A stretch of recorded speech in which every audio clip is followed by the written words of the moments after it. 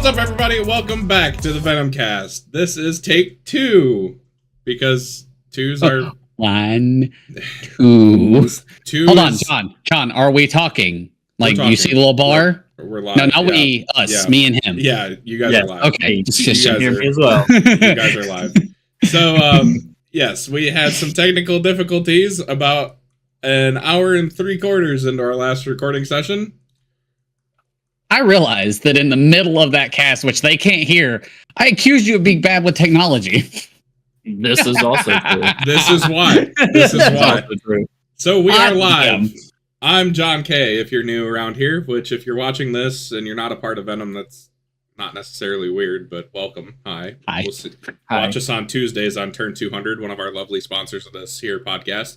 I'm your host, John. This is my good friend Luke down below me, driver of the number 38 truck. And then over here is relatively new to the scene, but a very quickly rising star, Mr. Josh Modachek, driver of the number 60.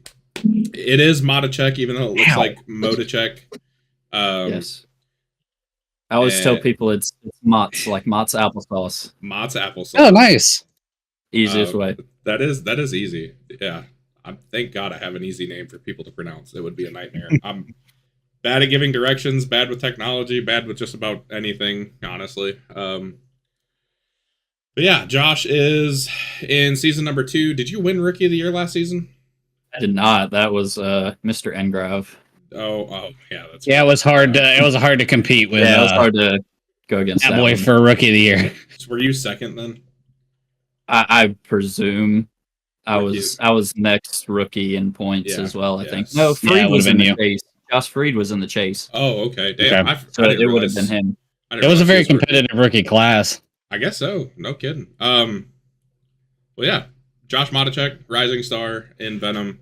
Very quick, very good driver. Real life racer. Started out that way.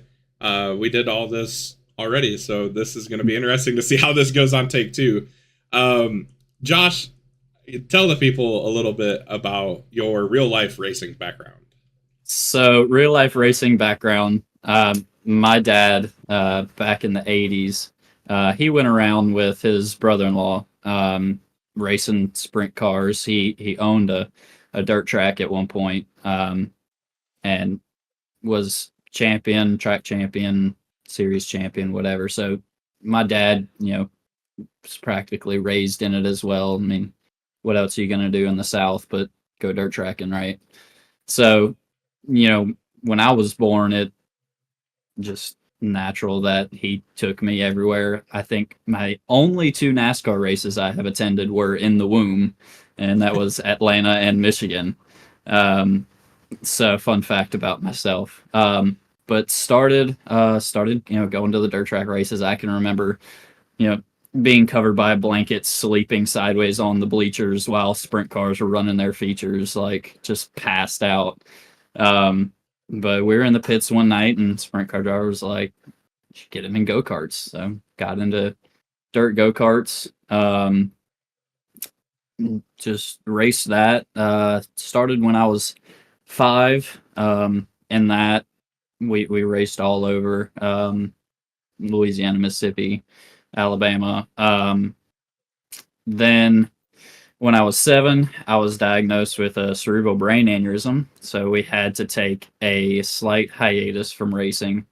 And then once I was cleared from that, we went two-wheeling, motocross racing, raced motocross for a couple years, and took a couple of nasty spills over the bars, almost breaking my neck once. So I was like, we'll go back to 4 wheels and just stick to staying on the ground. So went back kart racing, and when I turned 12, a couple friends had gotten into street stocks and whatever. So, well, let's get a dirt track car. So we got a little Honda 94 Honda Prelude.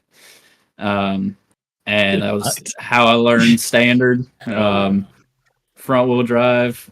I mean, ripping. I was the youngest driver to compete in a series at our local track.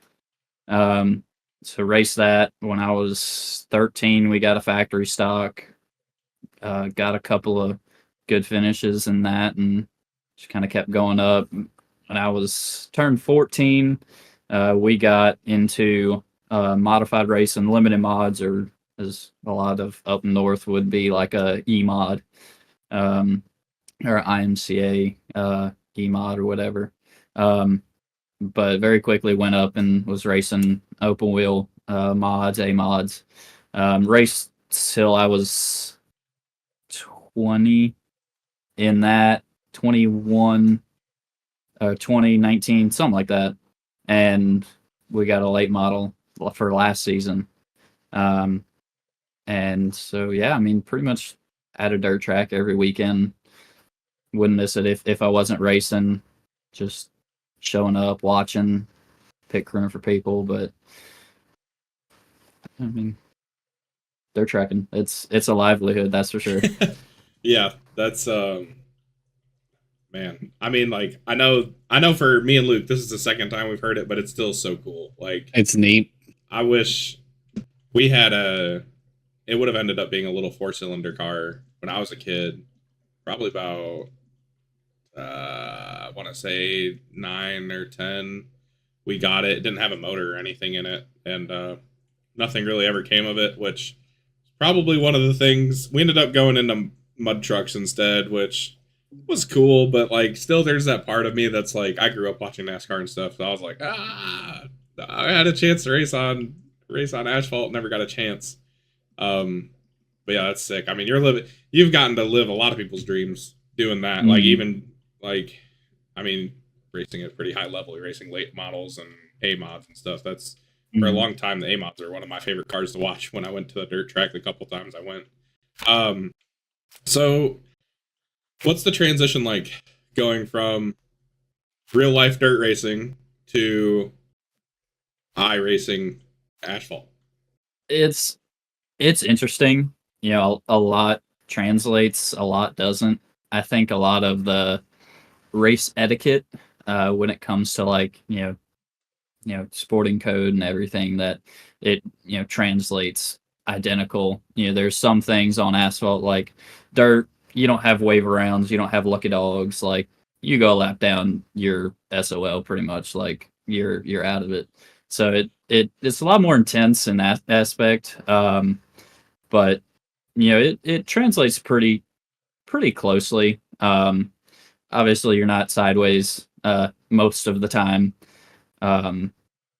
Which is definitely a big thing to get used to. But I feel like that definitely helps me on short tracks. Is, you know, dirt racing is throttle control, especially with A mods. Like you're 700-800 horsepower on a 8-inch factory stock tire, so like you really have to have throttle control to, especially on dirt. So I feel like that is one thing that helps me be competitive on short tracks. Is I had that real life experience for throttle control and working the small tracks and putting the car into a gap that it's probably a little too big to fit into, but making it work. And yeah, things like super speedway racing, I never watched NASCAR really growing up.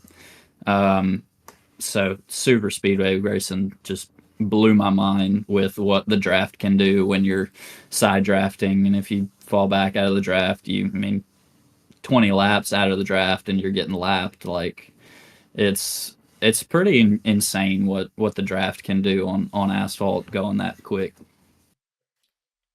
I was actually interested because, so I didn't mention this the first time. The only real life racing experience I have, I ran dirt go-karts too. Did you run a fixed go-kart or did y'all actually build your motor and run it? We did both. So okay, there was one point when we had 3 different carts. So I ran age restricted, which was purple plate and blue plate restrictor plate racing, which was purple plate was 5 to 7, blue plate was 7 to 12, I think. And then we ran what in our area was junior open. So that's anything under, I think, 16 years old, with a lot more lenient engine rule. You could do some more stuff. No restrictor plates. And then I also ran champ carts.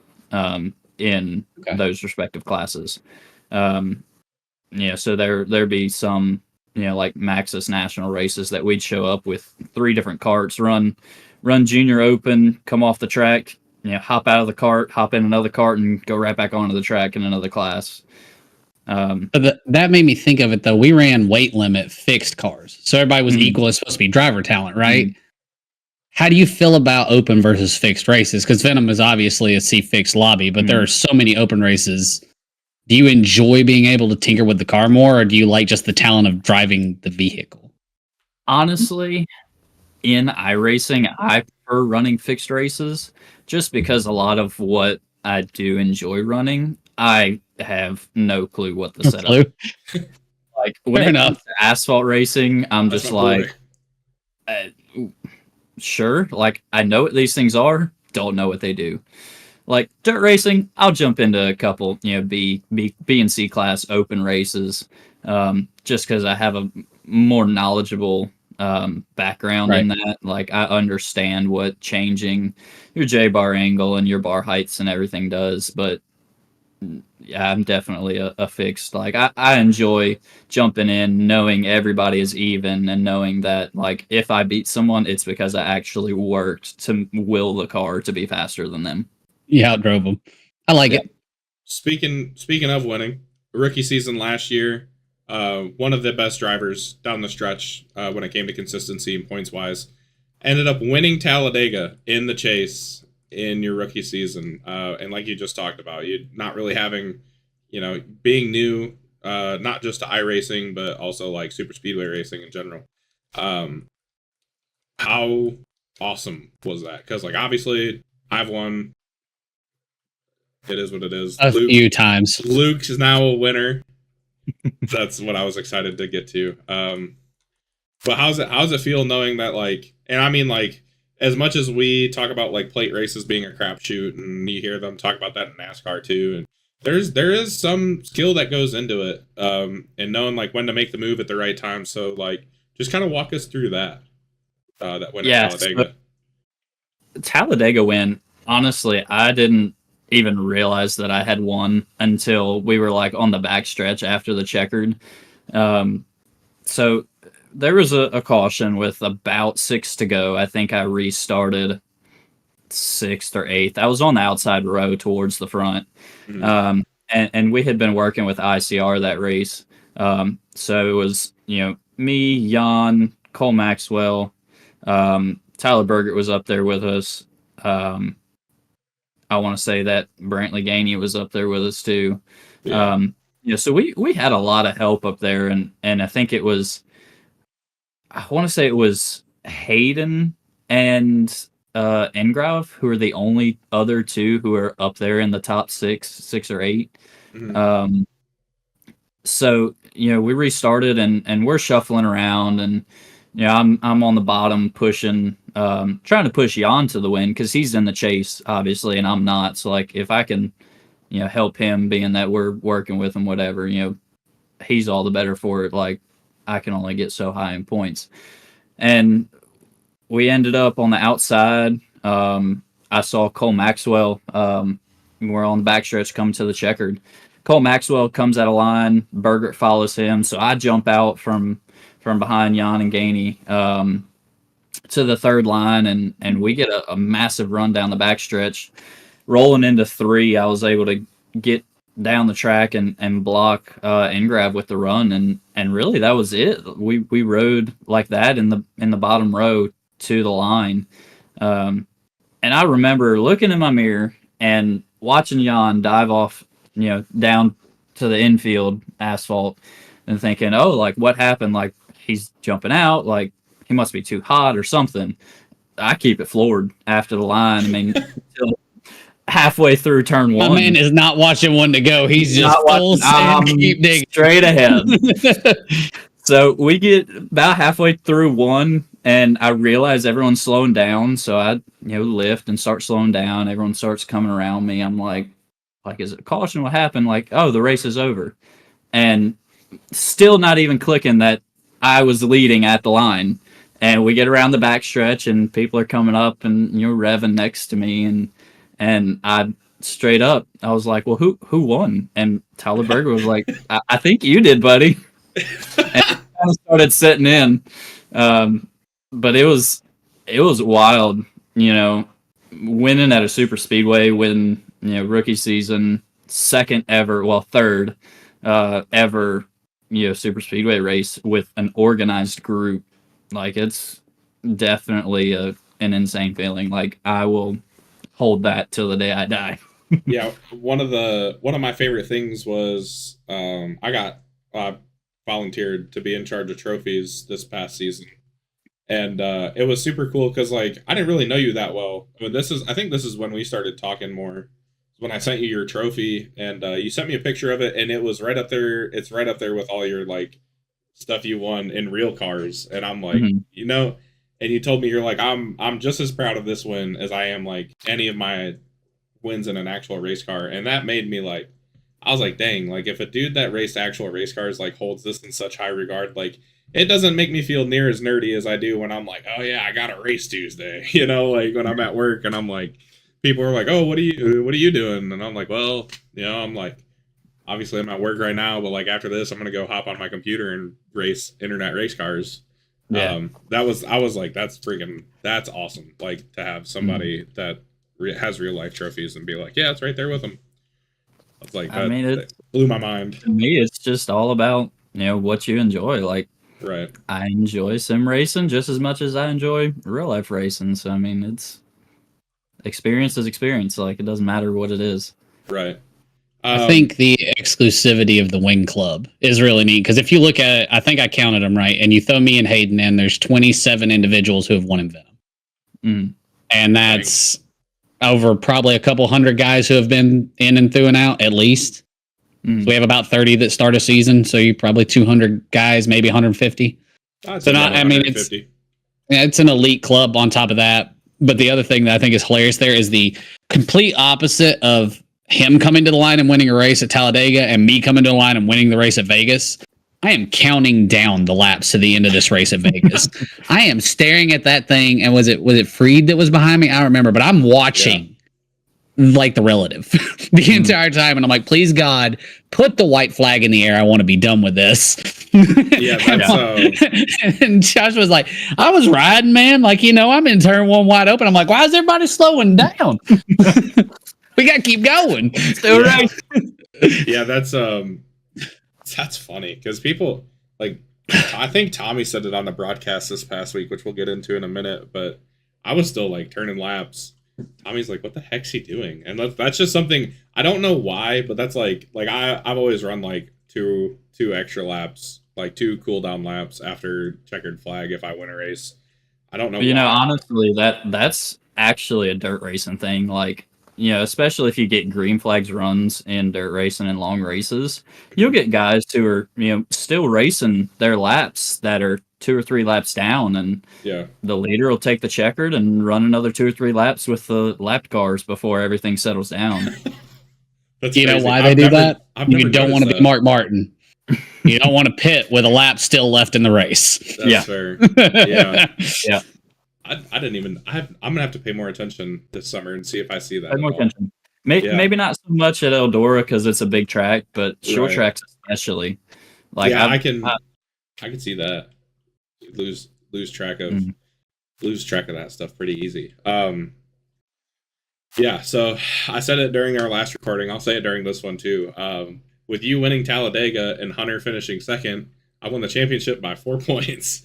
So you're welcome. Thanks. Thank you. I owe you one. So if I ask during season 9, I expect it. My favor will be cashed in, man. That's so funny. And I think it makes it even better. Like we talked about, you were a rookie last season, and we learned throughout the season that you were really good. We figured you'd been racing, like sim racing, for a while, and we slowly found out that you were like a dirt racer, and you just got into sim racing because of one of your coworkers who's also in the Venom Truck series. It was really cool, and now it's really cool, like especially knowing that, because like I couldn't have told you who won the Talladega race. I was just happy to finish it. Like I think that was like my second or third top 10 in 7 seasons at super speedway races. So like I'm tickled pink. I finished in the top 10. Hell yeah. I couldn't have told you who won it, but I didn't realize Hunter finished second either. And if that had been flipped the other way, I'd have been in big trouble. Yeah, I can remember, once I was pushed out in front by Burgett, I can remember saying, "I'm blocking Ingrave. He's not winning another race. We can all wreck. He's not winning another one." That's so funny. Yeah, and then at Kentucky, not only did you it kind of in a not kind of in a way, it definitely helped me win the championship just with that little point swing.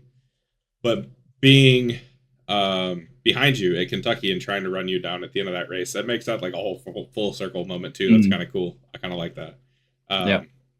Gosh, there was something I just thought of too. Oh yeah. How long did Austin beg you to start sim racing / get into Venom? I knew I was forgetting a question. That's it right there.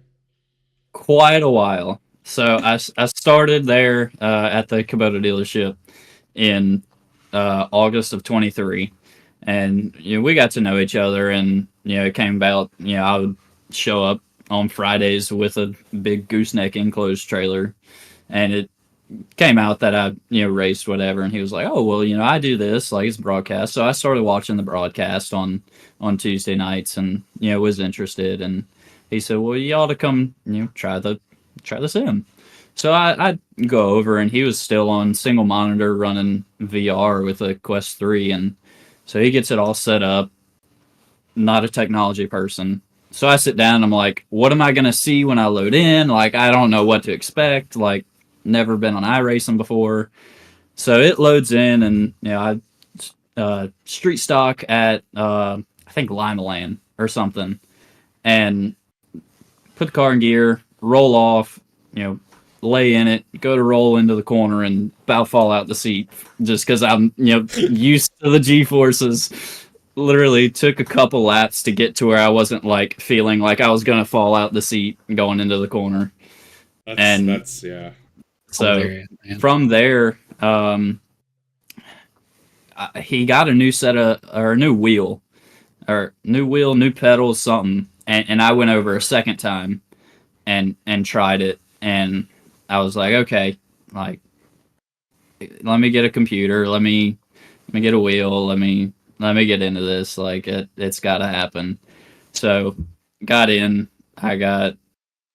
he told me what computer to buy, pretty much. I was like, I don't know anything about computers. So got a computer, started racing just single monitor on the desk. He gave me like one of the little Logitech like pedal and wheel stands, and I'd sit in the office chair with cardboard underneath it so it wouldn't slide when I hit the brakes. And played with that for a couple months, and he said, well, we're running recruitment races this summer for the league, like, you should join. And I was like, no, I don't, whatever. And at this point, me and Bailey were still just engaged.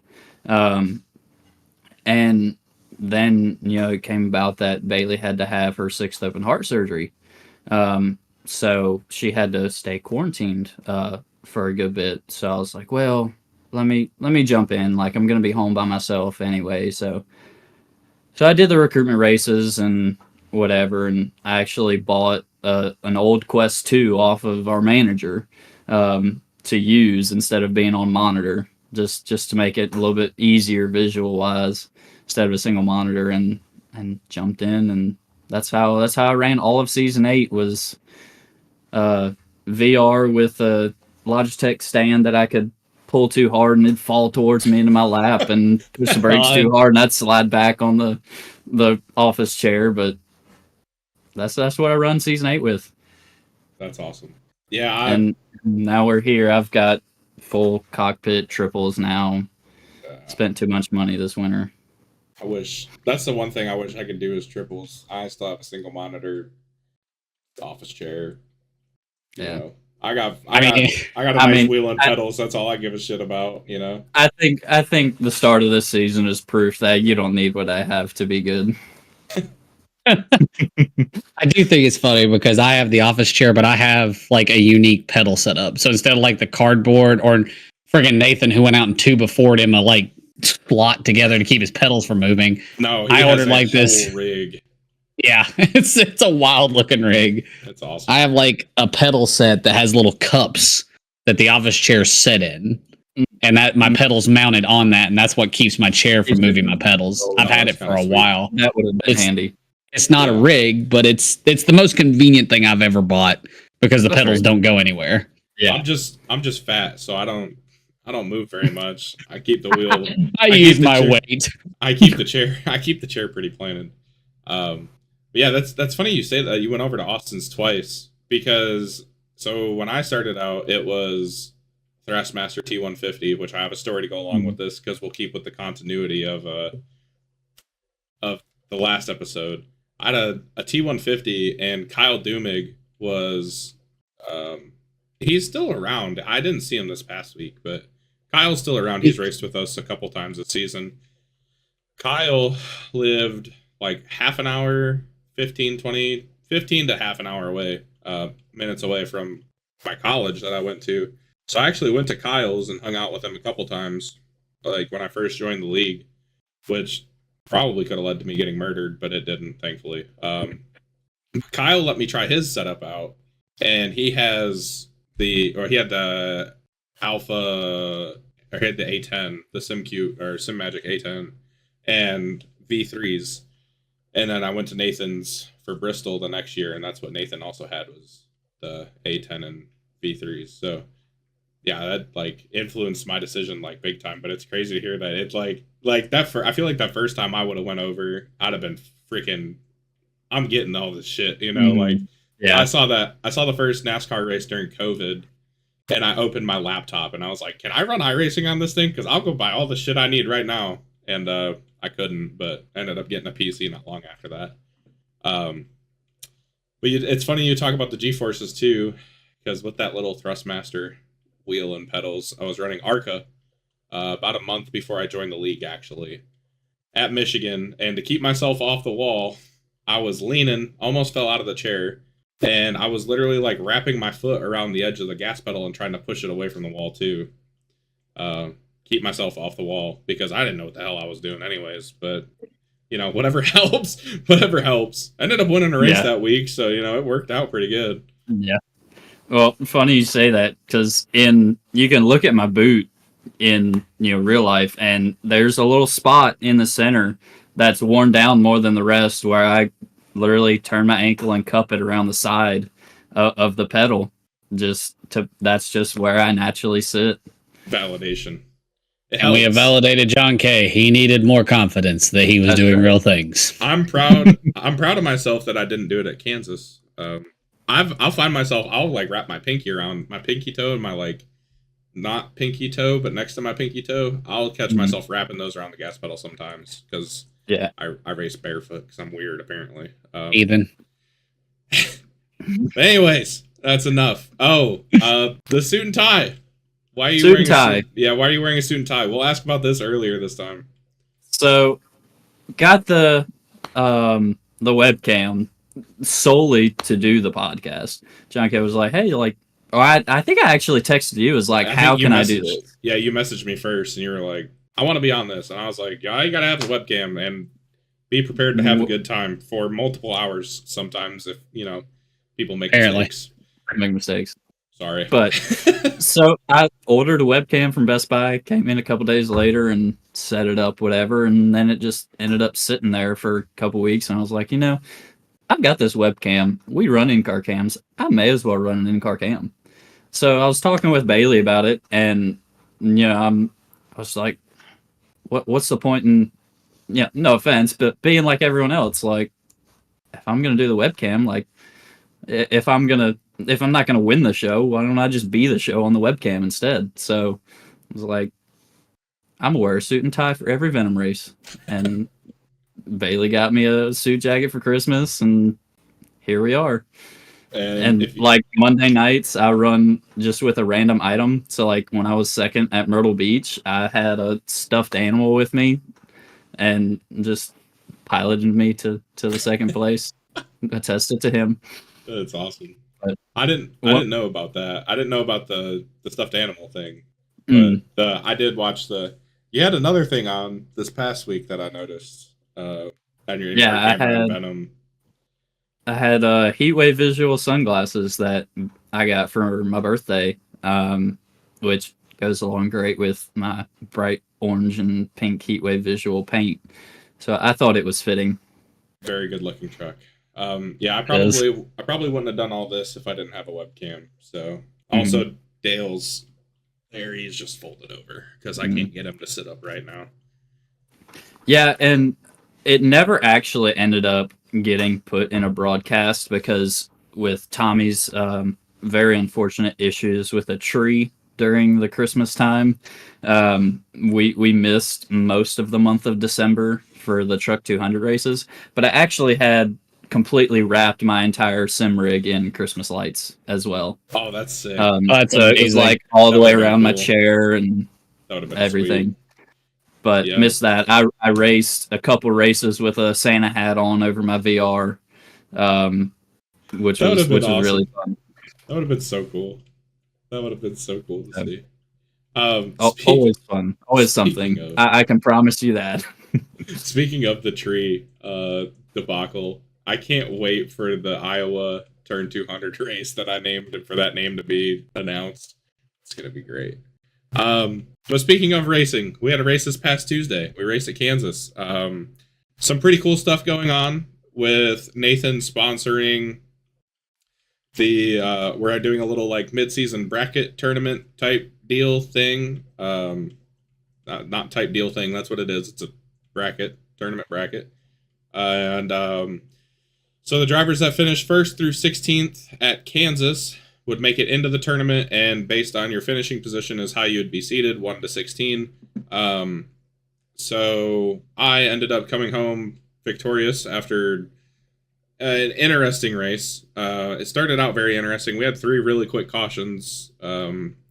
Ryan got loose and had it saved, and Austin guessed wrong on which way he was going and turned into Ryan Preece, unfortunately. Yeah. I believe I can fly. That's exactly what happened. I should go back and make clip that as a TikTok, man. I'm telling you, that'll be a good one. Pascal also, we didn't talk about it the first time we recorded this, but Pascal got caught up in it, unfortunately. It was a weird race because like Brody started on pole, but Brody had a EOL for contact at Kern, and he was racing his Legends car when we raced Auto Club, so it fell to this one. So Brody had to start in the back, and he ended up getting front end damage at some point. Luke ended up with damage. Like a whole bunch of trucks ended up with damage in the first like 30 laps of the race. Josh ended up with damage. Schlosser had damage. Schlosser and Jan. It like crazy amount of people. I apologize to Luke. I'll apologize to Luke again. Sorry. Please don't apologize. Sorry you got run over by the missile. You passed Matichek. Yeah. I hit Matichek. Ran as we pointed out, ran Josh if this is your first race ever, Steve Roman is a missile and a weapon, and he's here to kill people. So just remember that. He gives out honey and meatball flags. To be fair, I had it coming from Bruman because last season I unintentionally dumped him at Coda and him at Dover. Oh my gosh. So, God dang. Yeah. No. Yeah, Verman's a great driver. I love racing around Steve. Yeah, he had a rough Monday and Tuesday. 2 days. He got into a little bit of hot water on Monday. Got spun out and then got tight underneath somebody. Ended up spinning them out. Broke guy tight. broke guy tight. That's a new thing. Broke guy tight. Because it happened to Andy on turn 200. It was also on North Wilkesboro. It's broke guy tight. It's broke guy. You're getting broke guy tight underneath people. I got, and then he ended up obviously getting Luke and then Josh. I got not broke guy tight underneath the Josh. I don't really know if I was clear. I think I was close. I saw your whole front bumper. I just did not want to slide up in front of you right there because I'd have got dumped. You weren't clear. You were, maybe 5 or 6 inches from clear, but not enough. And then We were both going up the track. Luke was about 5 or 6 inches underneath my left rear quarter. I had this beautiful, barely run, and I was like, I'm just going to get to his bumper here, and then all of a sudden you had to get out of it. Yeah. And I was not, that lift came, and I was like, yep, and I get off the throttle, you can see flames come out, and I just barely touch you, and I see you start to slide, and I'm like, okay, wall's coming, it's going to be fine, I'll ease down, he'll straighten up, we're good here. And what we said here was John got tight, Josh got tight, I got tight. Steve didn't get tight at all. Steve got the run. The run and straight into my bumper. It's more like I got tight, Josh got tight, Luke got run the fuck over. Totally an accident though. Like we all know absolutely. We all joke and kid. We know Steve's super clean. It was just he was in a bad spot for a lot of he was in a bad spot for a lot of shit on Tuesday. Because he ended up getting Josh, which brought out the third caution. Next caution. Yeah, I got tight by myself in front of him and lifted, and he had the run again. Yeah. According to Ziddle, he got the bloodlust on Monday night and had to be quenched. Oh, poor Steve, man. He's gonna hate us all. That's okay. I still love him. Don't worry, he gets redeemed later in the podcast when we talk about who we let our daughters date. Damn it, you ruined it. I'm gonna bleep. I would exit that part out and just put technical difficulties. If I care enough tomorrow, I'll bleep that out or something. But, that'd be funny. So I'm gonna end up being the 1 seed after battling the hell out of Chad Stearns. A good majority of the race after that third caution came out. Kind of a weird spot for it to come out. Everybody pit except for like 4 people. And then it was, are those Sour Patch Kids? That's what I thought it was. Oh, I'm so jealous. I don't have any. I love Sour Patch Kids. But we would be dead in this household if Bailey didn't have Sour Patch Kids. I have Nerd Gummy Clusters, but they're way over Starburst. There. Oh man, making me hungry. Snack time. I have ice cream out in the freezer, so I'll go get that in a minute. So I'm gonna end up being do you have ice cream out since the time we started this podcast? No. It's completely melted now. Melted. Me and Chad had a good battle. Chad was doing a good job of using the air to defend his position, and I started doing better at guessing where I needed to be, but ended up getting it figured out. Chad had a little bit of an issue coming to pit road. And I almost had an issue coming to pit road, watching him come down from the third lane, down to the second lane, down to the first lane, when I'm running the bottom, trying to pit and beat him to the undercut, because I think 2.5 seconds, I don't know if I'd have got out in front of him, but I'd have had a lot of momentum coming, down the backstretch when he came off of pit road, so it'd have been tight, but Chad ends up half looping it, coming onto pit road, and I was too busy watching it and almost sped on pit road. So he ended up drop kicking the cone across pit road, and I was like, shit. And then I looked up and I was doing 70, and I needed to be doing 45. So we made it, ended up getting the job done. Hayden Palumbo finishes in second. Kyle Ziddle finishes in third. Jan, with the damage from earlier in the race, finishes fourth. Brantley Gainey finishes fifth. Sounds like he had quite the adventure trying to finish that one out.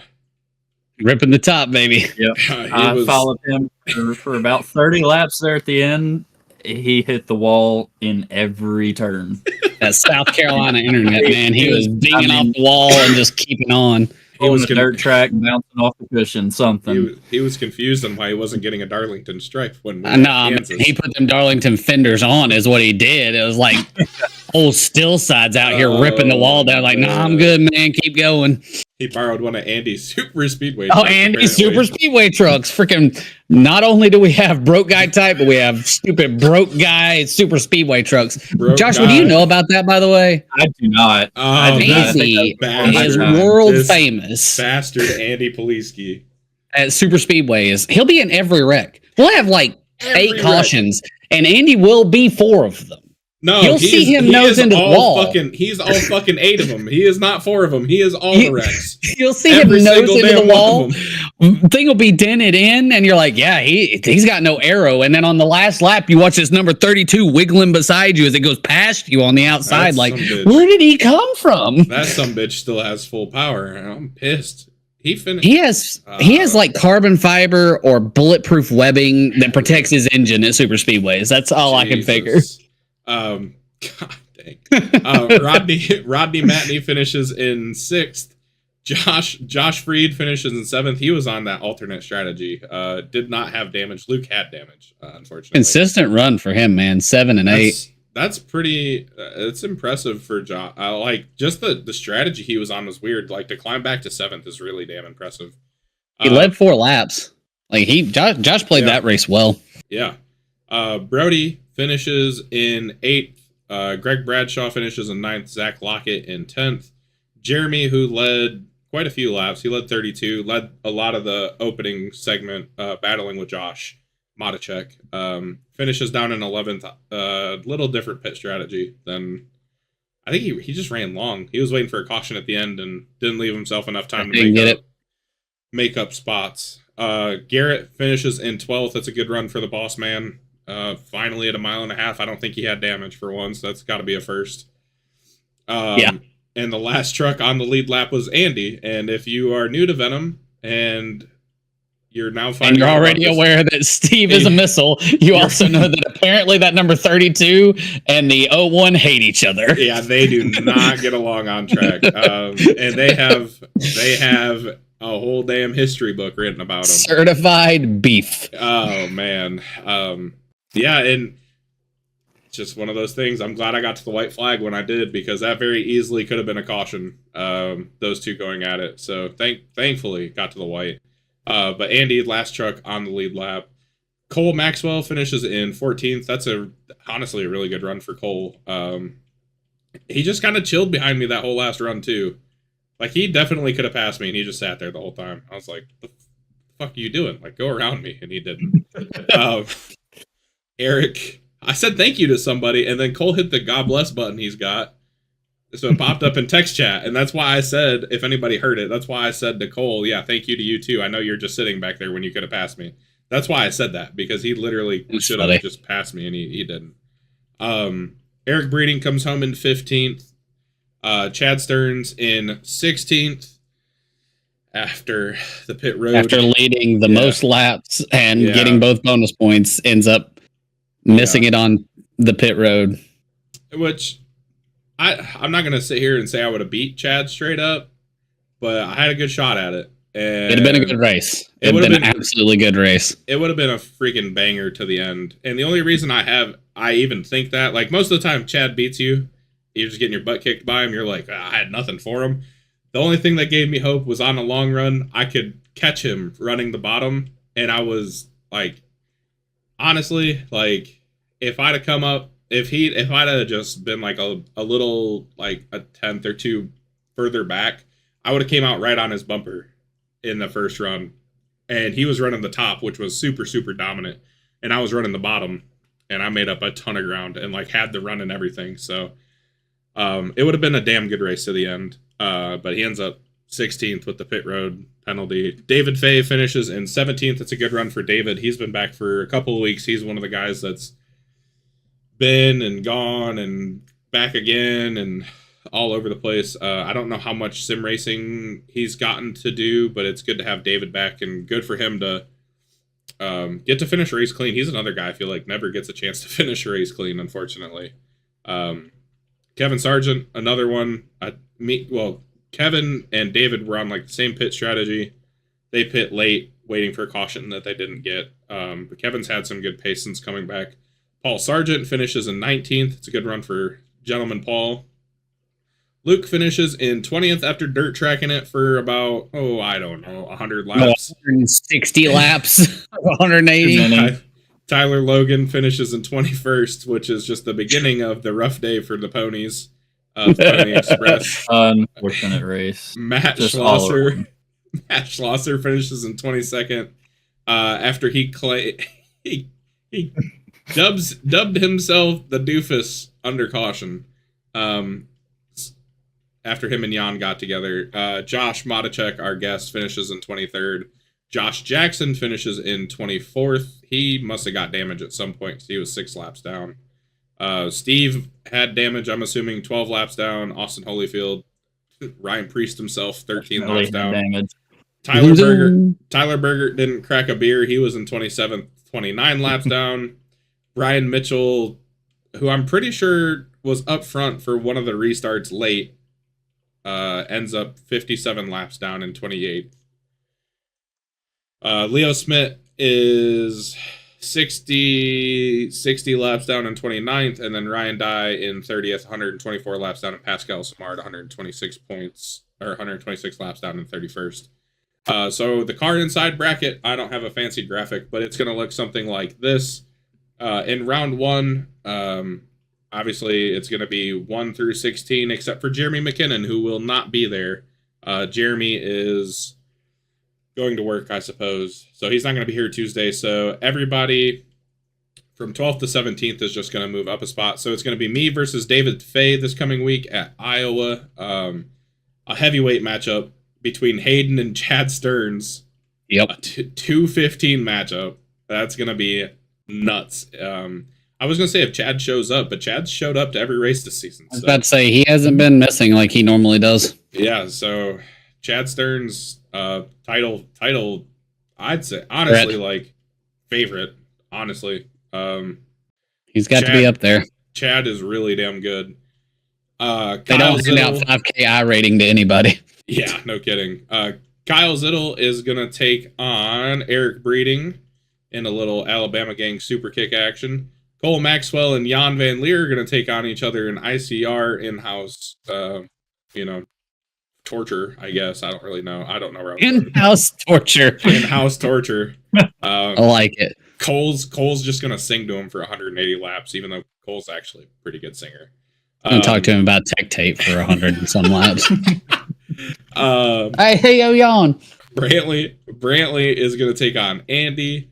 Garrett is going to take on Rodney Matney, which means we miss out on Rainey versus Gainey, which would have been awesome and horrible for the announcers, which would have been hilarious. Josh Freed. Oh, dang. That is another teammate on teammate matchup. Josh Freed versus Zach Lockett. 939 Racing, the 710 matchup. And then Brody versus Greg Bradshaw, the 8-9 matchup. So it's going to be Iowa, Michigan, Daytona Road Course, and then each, obviously just like March Madness, winner moves on, loser goes home. Even though we're all racing together still. And the championship race will be at Nashville Superspeedway, which is going to be the King's home. Fun time. So the points as they run, if we were to start the chase right now, Chad Stearns is your point leader by 3 points over a teammate, Zach Lockett, 939 Racing.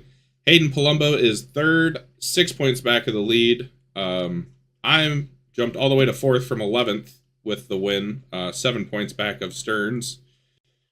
Tied for fourth with Matt Schlosser. And tied for sixth is Luke and Kyle. Luke dropped 4 spots. Matt was the points leader going into the race. He dropped 3 spots. Luke still only 1 point behind him.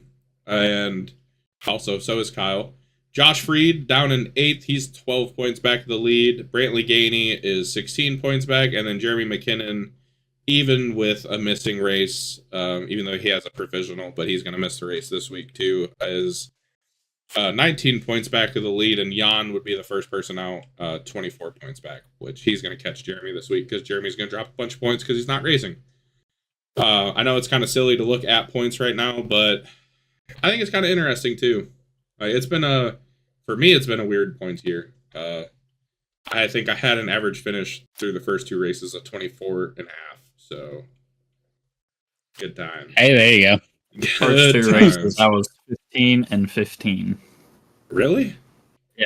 You were 15th at Vegas? Yep. I find that hard to believe. Crazy. Well, I was running 3rd with Hayden, I think. Yeah. And we both dove into pit early to get out in clean air. Yeah. And I come out of the pits, make my opening lap. I was going for fastest lap of the race. and caution comes out. Oh, And Yeah, everybody. just got- There was a really unlucky bit at Vegas where that happened because you all had just undercut me Yep. and Ziddle. I think were running up there at that point, I want to say so. and yeah, me and Ziddle were about to pit. That's what was crazy about that race is we were both about to come down pit lane, and caution comes out while we're on the backstretch. Yep. Yeah, that was just super unlucky. Just caught out on a gamble. No, it was great. It was perfect, and that's the way it should have went. says the race winner, Luke Says Peterson. the race winner. That Is race there went a great. prize somewhere there, or between you and Josh Jackson? Hi, amazingly no, but Oh my gosh. I'd pay him right now. I'll be honest with you. Oh Lord. Yeah, getting that first win's nice. Yeah, some of us don't win it in our first season. If you didn't know that, it took me 67 races. So It took me. We figured it out. But I don't remember what it was. It was like We did figure it out. An entire childhood of just an entire real-life childhood of racing, doing not nothing winning. but actually running race cars. Well, I mean, we get our ass whipped by Brody every week when he doesn't decide That is- to Oh, spin four good God! times, Ain't that so, the truth? You know, we're used to it. So we're moving on. Also, you talked about her earlier. I do want to shout out your wife, Bailey. Like always in the comment section of the turn 200 races, when you're racing, especially. That's awesome. Like it's awesome to have. Yep. Like I know I'm lucky enough. I know Luke's lucky enough. Ziddle, most of us that do this racing stuff. It's nice to have somebody that's super supportive like that. That's watching all the time, or not yelling at us for screaming. That's right. The whole evening. So I have no clue what John's talking about. Kim doesn't watch any of my races. She did bring me a Ferrero Rocher when I won. She had I turned around and look, and it's just sitting on the desk, and I was like, you know what, fair. That's good. Hey man, that's still good stuff. But yeah, so it's always cool because you always know she's gonna get shouted out because even though you guys are in the same room, she's still watching. That's pretty awesome. Yeah.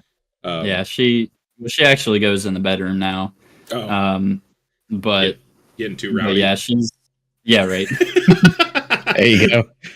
But she's great. I mean, even through real life racing and everything, if she could help it, she was at the racetrack. I mean, she obviously restricted physically by some stuff, but she helps any way she can. Super blessed to have her, and she wouldn't miss a race. I mean, now with I'm running Truck 200 Monday, Venom Tuesday. I'm color commentating for Max V on Thursday nights, and now forgot to say that. occasionally running Slaughter's Off-Road League on Friday nights. And then weekends are packed with practicing and stuff. So I mean, she puts up with me sitting in this chair for at least a couple hours almost every night. So I mean, she's a trooper. She lets me have it, and I definitely give it back to her where I can. All right, we're moving on. Why'd you have to laugh? I was so proud of myself. I hadn't done anything dumb. I couldn't help myself. I couldn't either. Phrasing. I get on the wall of quotes now. I don't know if the podcast counts. It should, damn it. There's been some heaters on this bitch. Oh, it is man. sponsored. Damn, you're right. That's got to go on the. I'll talk to Tommy. Oh, that's funny. And I said recording this a second time might not be as fun as the first. It's been good. It's been solid, man. Hey, we got it. It's been great. So we're going to. I don't even remember what the hell. Question time. It's question time. Question time. I don't remember what I called it. Like ask the crowd or some shit. Like it was cool. I need Questions to come up from with a the name for it. crowd. Yeah. So we have a weird one to start with. It's Here we still go weird. again. It's still weird. I don't even remember. I'm gonna have to write it down who these questions are from so I can make fun of them for coming up with them. Oh, Ryan wrote this one. I didn't even have to look at Discord. I just remembered that. Who is the Venom Truck Series' sexiest driver? And I said it last time. I'm gonna say it again. None, you sons of bitches. Nobody. All ugly. I believe I opted for the classy Paul Sargent route. Just look at his Yes. Facebook picture and his nice suit. We give it to the silver fox of the group. That's what you got to do. Yep. I had said that I really enjoy seeing Vroman's beekeeper get up. Yeah, on Facebook. That was it. Always a good one. You also mentioned, Luke, you said Deadpool was sexy too. Oh yeah, Deadpool. Yeah, Deadpool. Yeah. Which means Devin Largent because he wears the Deadpool mask. So it runs in the Largent Sargent family, even though they're not related. I said Garrett's beard. The beard. Garrett has the best beard in Venom. Yeah. Which is a completely different question, but best beard in Venom. Yeah. And we're not going to talk about what we talked about. We're just going to move on to the next question instead of what you suggested last time. Oh, yeah. Josh, you asked this question. You can ask it again because I have it written down wrong anyways, but we'll answer it both ways. My question was, out of the Venom Truck Series drivers, who would you never, ever let your daughter date? And see, John got confused. I did. And started talking about people that he would let his daughter date. Yeah. I never claimed to be smart. I never claimed to be smart. I stood by my statement, which I mentioned earlier in this podcast, if John didn't cut it out, that it's got to be the age gap, non-existent. It's Steve Roman. Classy individual, only wrecks people once a year. We're good. Wood. That's wood. That's the wood. See, wood. The wooden was you. Yeah. I can't argue that, honestly. No, I'm sorry. It's just John. No, what was it you did? You said you'd roll in. I'd say you're going to the dirt track together. What was the face? It was a grin and a thumbs up. There it is. See that? Nah. No. It got worse. Yeah. Who I would not let date my daughter? That motherfucker Nathan Reynolds. There it is. Yeah, but who did you put with Nathan Reynolds? That's the key. Fucking Tyler Berger. I would not let him anywhere near my daughter. Anywhere. Oh my lord. Both of them. It's funny. I will point this out. I think, well, it was the only thing that got recorded was me talking, but so nobody laughed. But I'm pretty sure you guys laughed over it last time. Bentley and Davey, Nathan's kids, they're awesome. They are two of the coolest kids I know. Oh my god. You know exactly where they get all the shit from, though. They don't get it from Farrah. They get it all from Nathan. Everybody's like, oh, Nathan's so sweet. Nathan's such a nice guy. No. He's a terror. Stay away from him. No, Nathan's awesome. Especially awesome. My daughter. Yeah, stay the hell away from my daughter. Nathan's good people, but my god. Oh man, I would not let him anywhere near my daughter. God bless him. I had bless his heart. I had said off of day to day, Austin Holyfield is a no for me. That's what I believe. That was when I said the devil you know. Yes. So I gotta know. I didn't even ask this last time. What is it about Austin? Does he smell bad? It's the redhead. Does he smell bad? Hey, I have to ask. I mean, he has no soul, so there you go. It's done and done. My girlfriend. It is. My girlfriend's a redhead. They're not that bad. Did you have to sell your soul to her? I don't think so. And moving on to the next question. I'm not league counsel, so I can't answer either of these questions, but Luke can because Luke's here. Kyle also could have if he'd have showed the fuck up, but he didn't. So why is the league council so strict on the rookie status, and why is the league council scared of Oxford Plains? So I believe I can answer this almost identically to the way I did last time. Rookie status is very simple to obtain. It's when you join the league and run your first full season, or first season even as partial. The only person we ever have that applies for secondary league rookieship is Kevin Sargent. It arrived in the form of Devin Largent this year, but there are 5 to 6 more forms there, and I believe the other one was like Christine Cargent or Margent Fargent. I don't even remember. They're just it's letters in front of his name. And look, Kevin, you're not a rookie anymore. You've already passed that stage. You own Raging Moose. Do your thing. Second question was about the league council being afraid of Oxford Plains, and we are not afraid of Oxford Plains. It is on the ballot. And see, I believe that there is a cabal inside Venom that lets Kevin think that they love Oxford Plains, but never votes for it. So hear me out, Kevin. The backstabbers in the league that are like, oh my God, I love Oxford. It's so great. Go find those guys, get them to vote for it, and then you'd actually get Oxford Plains because the council doesn't care. I'm not voting for it because it would be a fucking shit show. It'd be a worse shit show than we have now at normal. Go back and watch our Halloween 6-pack when we were in GT3s there, and it'll tell you why we don't run Oxford Plains. Well, there's also, it got brought up. I'll bring it up again just because it's funny. I've already wrecked somebody at Oxford Plains, so I really don't want to go there again anyways. Vengeance would be his. Thus saith the Rain Man. Yeah. If you were, we didn't even ask these two. Well, one's added to it. If you were stranded on an island with somebody from the Venom Truck series and you had to survive, who would you want it to be? Stranded on an island with a Venom driver. Yeah. He said, which would give you the best chance of survival? Probably Jeremy. As much as I hate Jeremy's a good answer because he knows how to fish. I honestly, hold on. Eric breeding. I want EB's another good answer. I want Eric to help me survive on this island.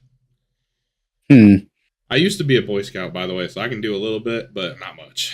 I'm trying to think of anybody who has sailing experience so I could get off of the island. I mean, my dad was a commercial fisherman. There you go. That's something. Yeah, let's put I don't know, man. That's a tough one. Let's put the two smallest guys on the island that are going to get carried away. You wouldn't need a boat. You could both would just get carried away by a damn bird. Just float. No, yeah, that's a fair point. You guys are skinny. You won't float. I'm fat. I'll float. You guys will just get picked up by damn birds. Yeah, that's how I would work. Just seagull me up, fly away. Good to go.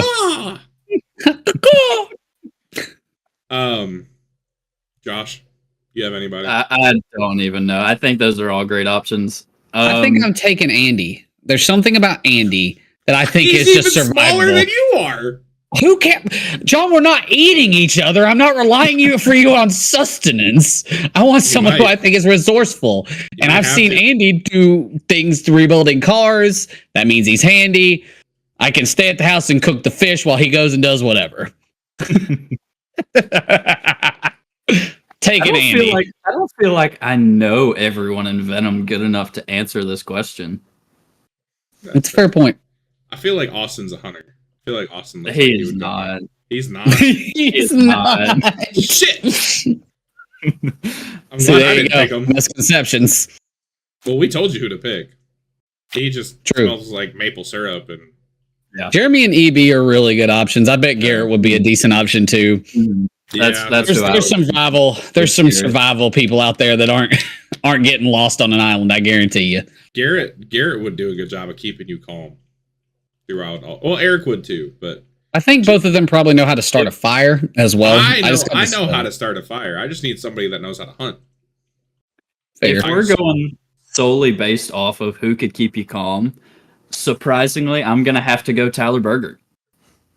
That'd be great if you were stranded, spotted. Yeah, but there's a key to the other part of that is: do you want to be stranded on an island for an indefinite amount of time with Tyler? I love him to death, but he's a lot like me. We both like to talk. It would never end. It would be damn good comedy. It would be great. I mean, I would be entertained. I would never be bored. That's a fair point. He'd probably try and grab your butt though, which would be kind of weird. But okay, easy, Cole. I didn't say I would. Tyler would. Did you hear me mention Cole? No, because he's going to do the same thing. You say grabbing butts, man. He's going to get a little grabby. Josh actually came up with another good question, and I'm gonna compile these, and it's gonna turn into we're just things we strictly ask our guests. But what do you currently drive, and what is your favorite car you have driven or owned? It's a good one. I'll let Josh go first. I was about to say yes. I currently drive a 2017 Dodge Cummins 6.7 turbo diesel, all the fun stuff. On the second transmission, of course. As you do. And the only other street highway vehicle that I have owned was an 04 F250 Power Stroke. Also turbo diesel. I would favorite. I don't know. They're close. The Cummins, it does good on highway, but I mean now I'm living, in town and traffic. I would rather have the Ford for that massive power stroke. We gotta Smash get people you. out. We gotta get you in a real truck. Do you tow things? Is You're that why you right. have big diesels? Okay, Yeah, well, that would make going sense. The racing rigs and stuff. Yeah, the because racing that- rigs. There you go. That makes sense. You already got a bow tie. You should just go buy a Chevy. Get a real truck. I actually mentioned that to Bailey earlier. She'll He's hear this already at some said his point. favorite was the blue oval. We're fine. Move on. Well, it's because he She hasn't has owned it. 'Cause he hasn't owned a Chevy yet. Really? Duramax? I remember those All my dad Duramaxes. owned is Chevys, though. Oh, But- man. Bailey's got a brand new GMC Acadia now, and that thing's sweet. Nice. I mean, it's kitted out. Heck yeah. Lucas. Oh, sorry. I'm a Ford man, but my dad's favorite truck that he ever owned was a Hemi. He had a 2001 Hemi, and I have a Dodge now. It's a work truck, a 2022 Ram 1500. I get the truck for free. It's 4-wheel drive. The gas in it is free. So Complain there. I drive you can't it. go wrong. Like, I don't have a personal vehicle because my company pays for fuel. I pay taxes on it. So, I mean, I was about to say that's what we drive. Kim has a 2018 Subaru Crosstrek. My mom owned a Subaru Legacy when I was a kid. I swear by Subarus. That one was an 89 Legacy, and she sold it in 2004, and it drove to 2008 when the girl who bought it wrecked it. And that's Subarus, I think that thing had 380,000 miles on it when she wrecked it. I swear by those. But my favorite car by far, I can't not say my sports car, because I have a 68 Ford Mustang sitting in my dad's shop with a 289 in it. It's the most fun to drive. Thing's loud. I screwed it up when I was 16. It has a weird speaker system in it and like a brand new LED stereo because I was a kid. To ruin it. Hey, man. You got to have fun. Got an original 289, original red leather interior, and then a souped up Walmart radio because we had to be able to listen to Journey and Def Leppard. That's what I'm talking about. That's a muscle car right there, boy. There it is. I love my old Mustang. Call it the Hoss, but yeah, I haven't driven it in a while. I got to get back to it. I currently technically drive my girlfriend's car because she drives my car. But it's a 06 Camry, and that thing's sick. I can't. My mom had an 06 Camry. Dude, they're freaking awesome. They are fantastic. It's got like 237 miles on it. Runs like a top. Sounds like a race car because, the exhaust is broke, but I'll fix it at some point. There's no exhaust back there, so about the time I get sick of hearing it go, wah, that's when I'll fix it. When I'm like, okay, this is too loud. I'm sick of this. But, but yeah, the Honda we have is super nice too. I bought that for my mom. That thing is nice. It's super. Yep. It's the nicest thing I've ever owned, honestly.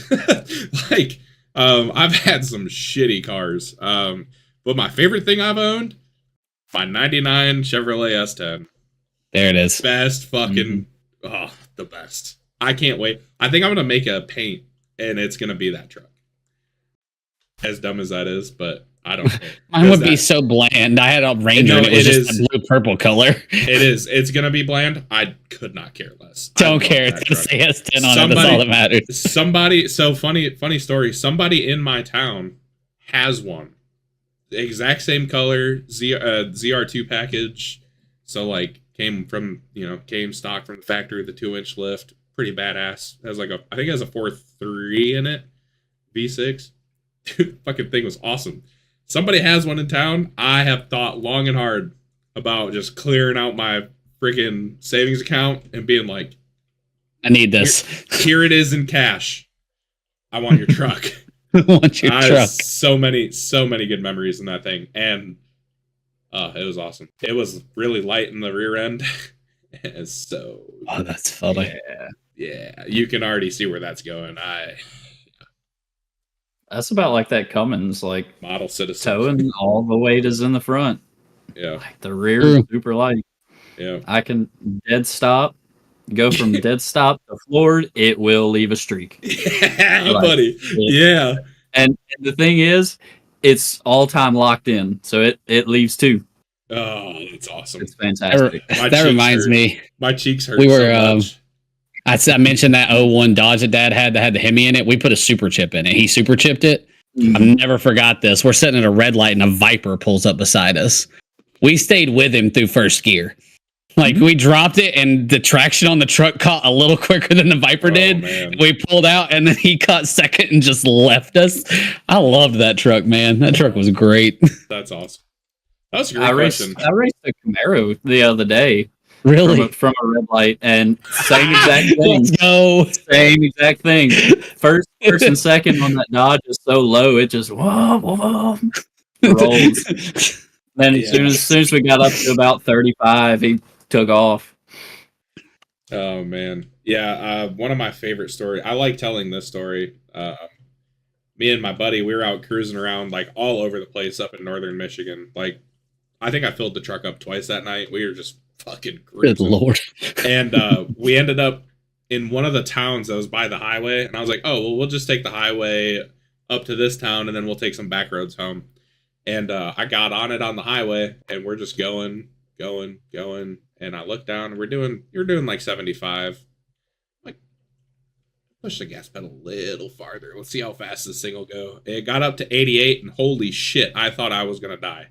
That thing started shaking so bad. I hope my dad does see this, honestly, because, statute of limitations is over.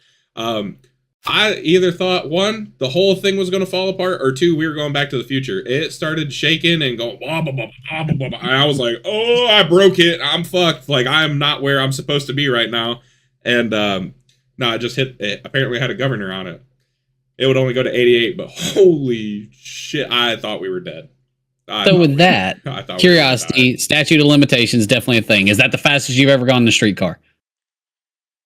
No? Do you want to tell the story or you want to keep that secret?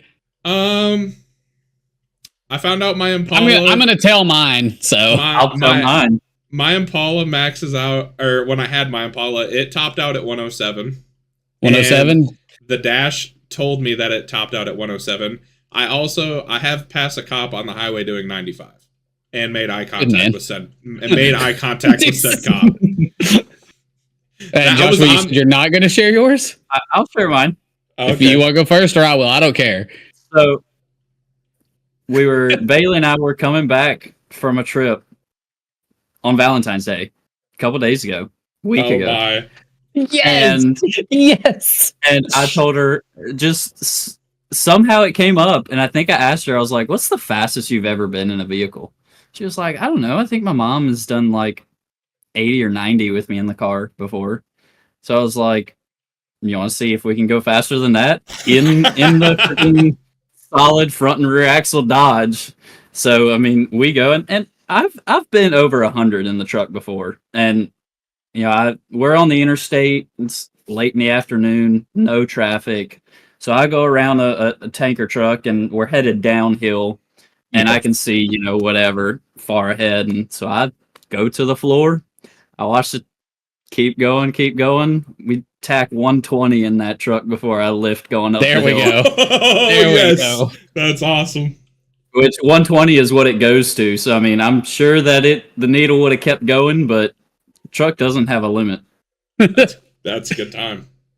So my dad's world famous. He's got like 30 speeding tickets. Like that's his thing. Damn. He would get them constantly going to stuff. And then he would get he knew people obviously in the county we lived in. So you get improper equipment, get them knocked down because he was actually usually doing something important. Like he was on his way to church. He's passing a car 3 wide, running 80 in a 65. My dad does crap like that all the time.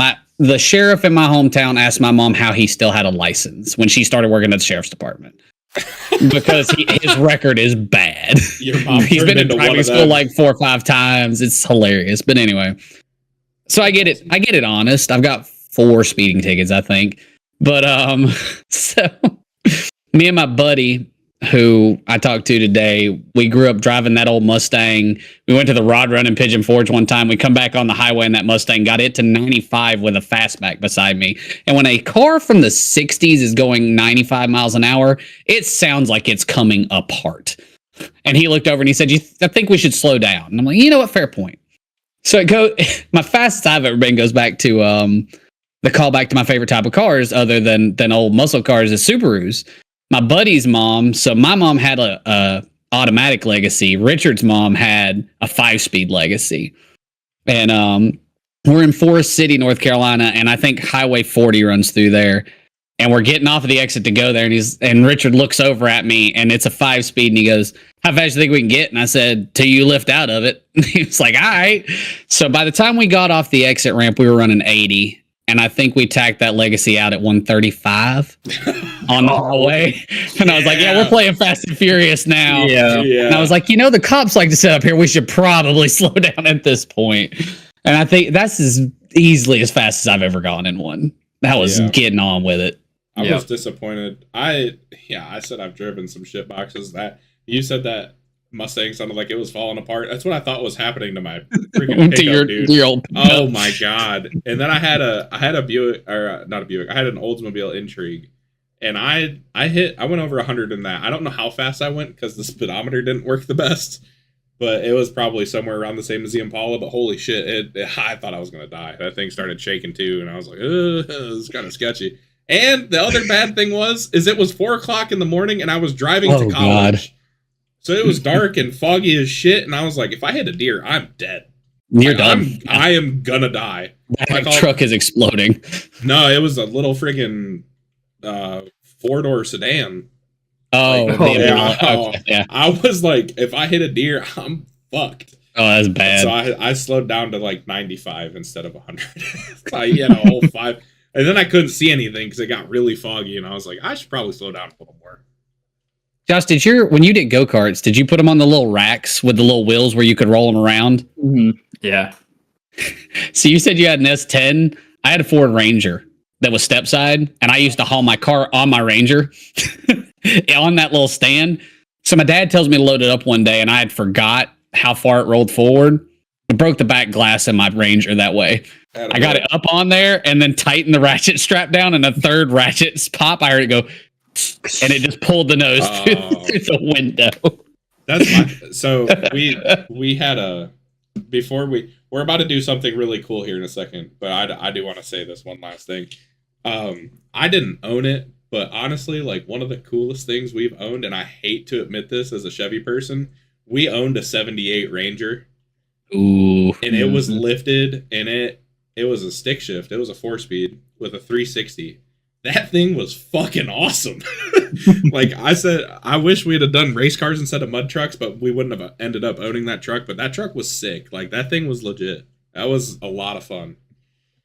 You get back in those eras, and it really doesn't matter the manufacturer. One of the prettiest trucks I've ever seen was like a 64 Cheyenne that was Carolina blue two-tone. Those trucks are gorgeous, man. Yeah, my goal is to someday is to own like a square body Chevy with a step side. Yes, it looks good. Yeah. Well, all right. Last thing we're gonna do, a very special request from Mr. Corey Rutherford. Since we didn't get a season 8 paint scheme bracket, we're gonna pick our own winner. Damn it. Well, kind of. I'm picking who I thought won, but we're gonna look at some paint schemes. I'm gonna pull them up. We are gonna start with our main man, Lucas. There was one rule. I could not select a paint that I drove. Luke could not select a paint that he drove. Josh, we put one of Josh's in here because I liked it, and Josh also just happens to be here. So we're gonna start it off with Lucas's Nice Motorsports truck clone, and I love this paint scheme. I will be the first to say I'm jealous of this paint scheme, even though I have 2 of them. I have 3 of them. I have my Carson Hocevar one, which really like started the whole thing, because Nathan had one. You and Nathan had that one at the same time. Yeah, and then Luke and Garrett all ended up with ones. I feel like somebody else had one, but Luke's is my favorite. I wish I'd have thought of red, white, and blue when we all tried to come up with our own color schemes. And I mean, just like, obviously, big American, red, white, and blue, best 3-color combination you can have. But for some reason, like, just the like shade of red and the shade of blue he used looks so good. I'm a massive fan of this truck. Yeah, I think I talked about it last time, but if you put something in rocket pop colors, It absolutely works for me, and it's Rocket Pop. I mean, it's that baby blue with white and red. Nathan, I had just ran the season before I had ran Nathan's niece truck for the last 2 races of the season when he swapped back to the 51. Yeah. And he's like, "Do you like the niece scheme?" I'm like, "Oh yeah, I love it." And he's like, "Cool, I'll make this for you." And actually ended up sending the other replicas to John. He had one that was like silver and a lighter gray on the top, but the red, white, and blue thing just hit perfect for me. I thought it looked great. Yeah, that's when I got my pink truck. Was at the beginning of last season. And Nathan like had us pick our color scheme. And I was like, yeah, I like pink and black. It looks good. I think I honestly I'm a big fan of like black and pink together. But then I saw Luke's and I was like, damn it, I wish I'd have thought of red, white, and blue first because it looks so good. And you'll notice a trend with this list because there's another one. I was about to say.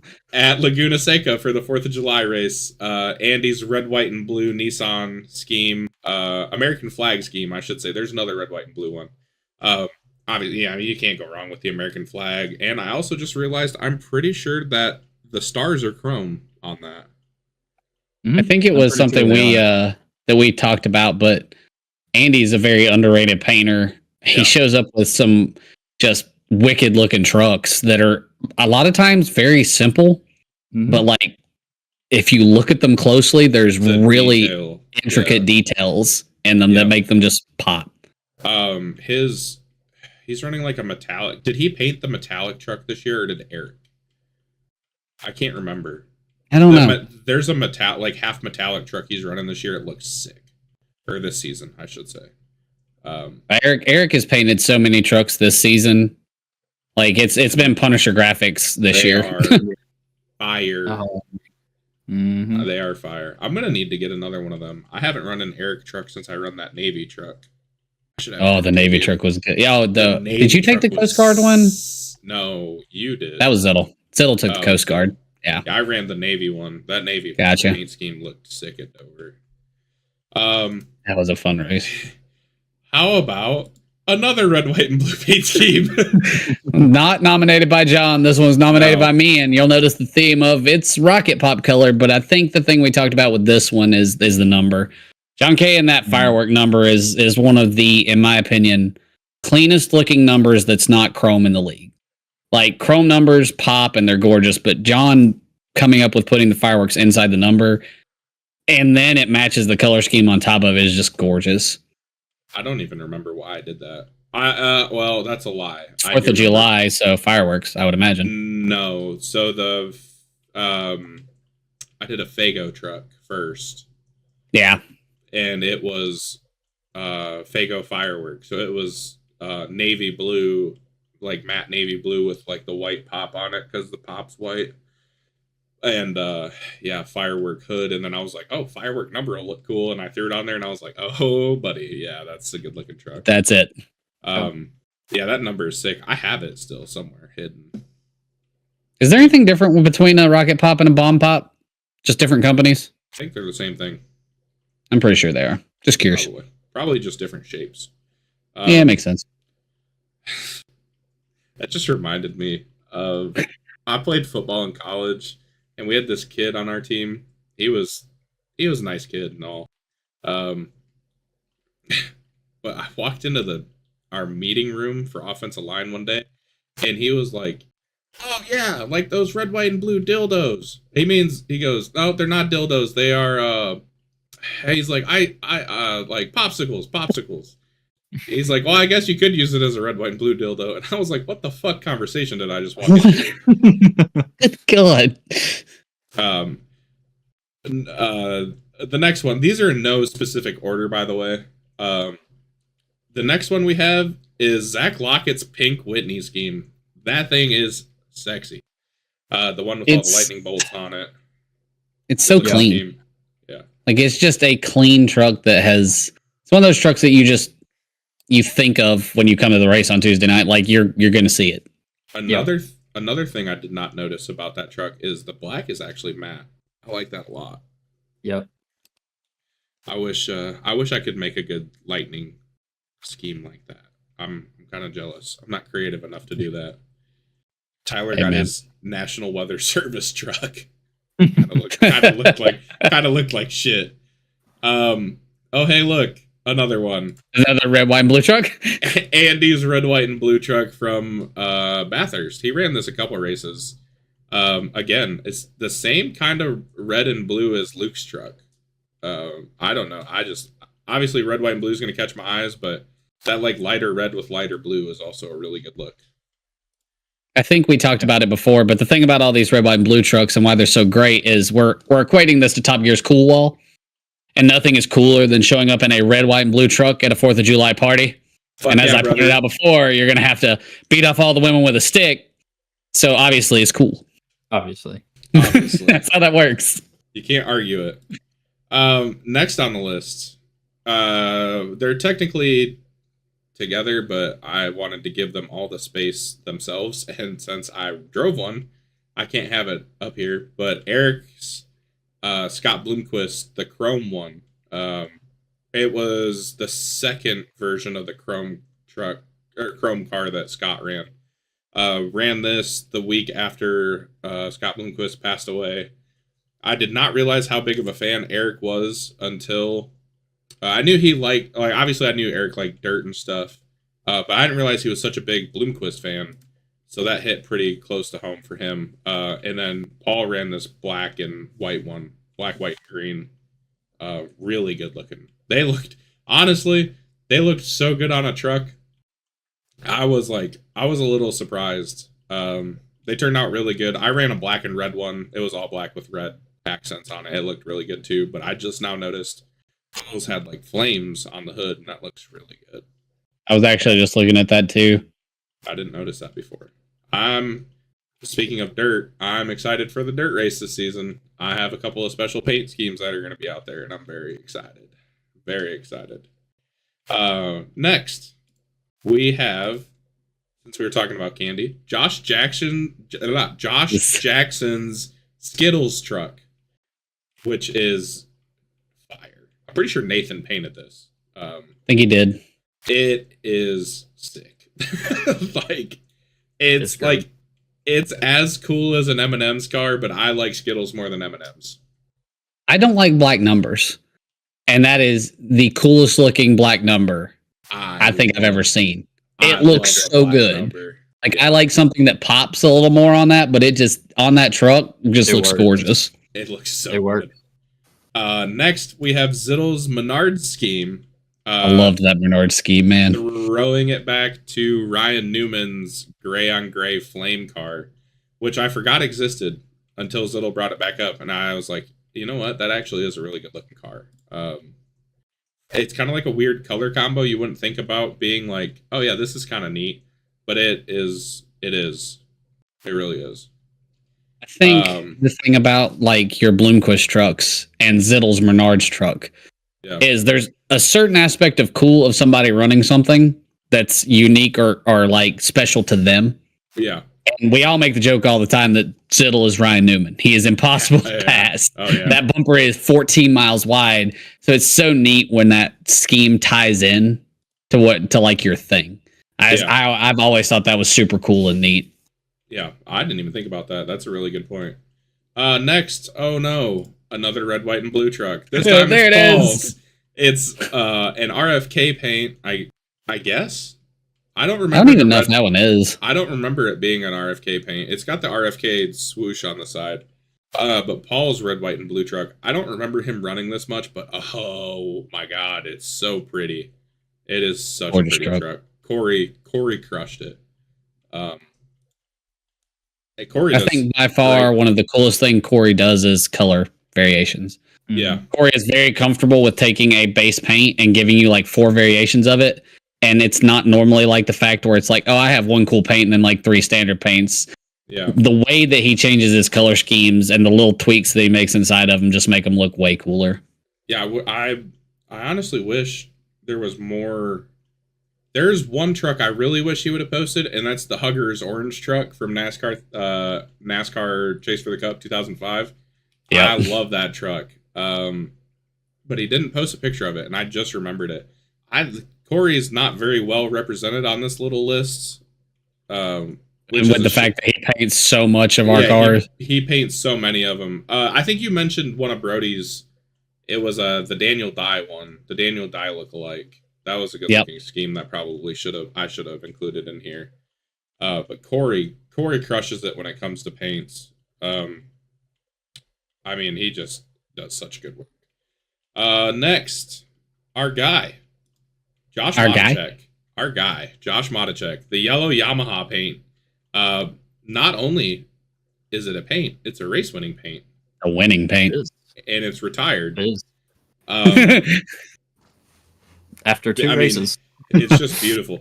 I mean, shoot, man, I haven't run the Fago firework truck since New Hampshire because I won in it. And it's not on the list. Luke wanted it on the list, but it's not on here. My Kevin Harvick truck from last season. The dedication to that truck made it cool because that flame kit, me and John sat for like 3 days I wouldn't even discussing the flame pattern. I don't even know what it is. Annoying as shit is something. What it is. So there is actually a story behind this paint and how it came to be. Yamaha paint? Oh, yeah. Yes. I think I know part of the story. So I love the retro era of motocross very much.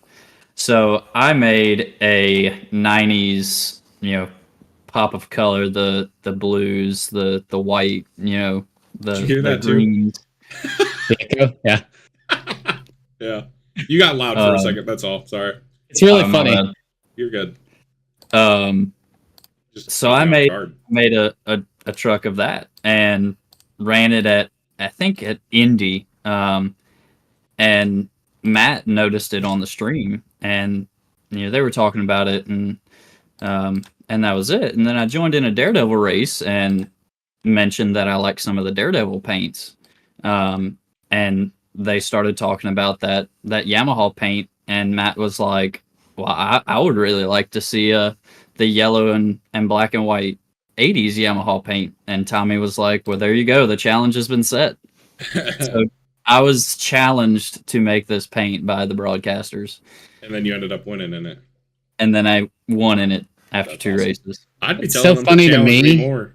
Yeah, I know, right? It's funny to me because I associate Yamaha with music. Yeah. Because of drums and stuff like that. And I always forget that it's like that whole other section of them and stuff that they do. Exactly. Next. That is really cool. It kind of stinks that you won in it so early and then retired it. Like, hey man. Not that it stinks that you won. It just stinks that it got retired. Yeah. And you know what's funny? Like I'm a big person. Like I said, obviously the Harvick scheme got retired for a little bit. The Fago scheme finally got retired until the championship race because I figured if we're going down, we're going to go down looking good at least. That's right. Sometimes some of those schemes need to get brought back out because they got some freaking good juju in them.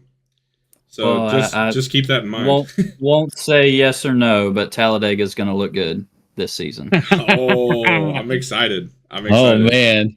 Our next paint we're gonna look at Garrett Rainey's syrup truck. This is like the second or third iteration of it, and I see the car inside tag on it. So Nathan painted it. That's a good looking truck. Man doesn't make a bad Golden Eagle syrup truck. It just doesn't exist. As somebody who also has a syrup kind of truck, Garrett's is far better than mine is, by like a lot. Another one. The last three, really, including Garrett's. Not the last two. Bentley Reynolds' All-Star Chuck E. Cheese truck. I love how good this truck is. So simple. It just looks so great. It's so good. And not a damn scratch on it. And a 6-year-old was driving. That might be the most impressive part. That truck is so simple, but it's so clean. It's like the number and the color scheme, and then the fact that he won in it, man. Yeah. Like, and I know it was a duel, but man, it was great. Special. Yeah, I mean, but it's such a good looking truck. Who doesn't like Chuck E. Cheese? I've never been. I went maybe once or twice when I was a kid back in the day. I probably would not have liked it though. It's a great place. It's great. Lastly, and certainly not least, because I would have voted for this thing till I died. Steve Roman's it's honeycomb fantastic truck. Is it yeah. I That was love last season, the one that Nathan painted. Yeah, with the purple outline on the That numbers. thing is so. I mean, I would've Roman voted- always runs a great truck, but man, that one is gorgeous. That one is sick. That easily my pick for paint scheme of the year for season 8. There was a lot of great paints. I would have picked that one though, till the end of time. But yeah, maybe we'll do Fair this enough. again. Maybe we'll do this again at some point. I don't know, but that's what we have for today. Since we've been recording for almost, 3.5 hours now. Fine. It's fine. Any last words, gentlemen? I believe this is where Ziddle would say, "Thank you, Joshua, so much for coming. It was a blast having you on. You should come back sometime." I don't know exactly how the Mafia boss normally does it, but I think When that's we- kind of how it works. When we don't fuck up our audio input. Then there's that. Yeah, Mr. it was great being here. Even though you were stuck with us Very, very enjoyable. so long. I've got nothing else. Thank you, Josh, for coming on. Obviously, it was freaking awesome having you on here. Sorry again that we had to record this twice. But honestly, one thing we forgot to do. What did we miss? Who's got the longest hair in Venom? We did forget that. We did forget that. I think that I do have the longest hair in Venom. He's throwing down the emo gauntlet of hair. I'm telling you. Yes. I stand by it, man. We have to commit to the bit if it's going to be the thumbnail. It's not a phase. It's not a phase, Mom. Mom. Phase, Mom. Oh God, don't put the hat on. Like you just went from just went from My Chemical Romance to Limp Bizkit. Oh, we're ending on that. We'll see you next Right back on time. that. Ziddle might be back. He might not be back. Go follow Motor Stardom on Instagram. Go follow Turn 200 on YouTube. I should link Motor Stardom. I should do that. Do that thing. Definitely. I almost really... I can't do it Ruin this that. way, apparently. Yeah. See ya. Night.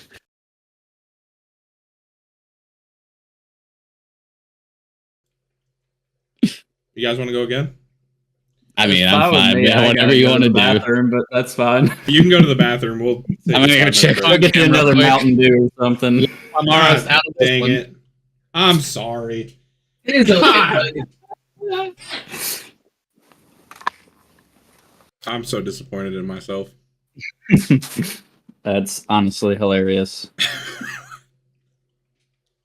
I'm still using that part from the first one. That's still going to be the thumbnail. Oh, 100%. People just aren't going to know why. That was hilarious. It's going to be I in mean, the we after. We can do the bit still if you want. I'll 100% redo it for you. Oh, that's such a letdown. I almost pulled a Garrett from that very first Venom podcast I ever watched. What do you do? Well, I picked up the bourbon out of the cabinet and looked at it and thought about it, and then I put it back. Oh, boy. That was that night you had Garrett on, and y'all had a lot to drink. I was fucked up, yeah. A lot. That was a good time. All right, well, let's do it again. It's not going to be as funny as it was the first time, but I got to reopen Sim Racer Sub. Do we Stop. still get the beautiful intro? I mean, we gotta have the clap. I'm not clapping again. Side and Action. and itchy. Why would you not leave that? That's awesome. I'm growing a damn mullet again. I don't know why. Probably. I don't know. Mine's just... Oh yeah, your hair is way longer. Mine's just curly. It's not as long as it's been either.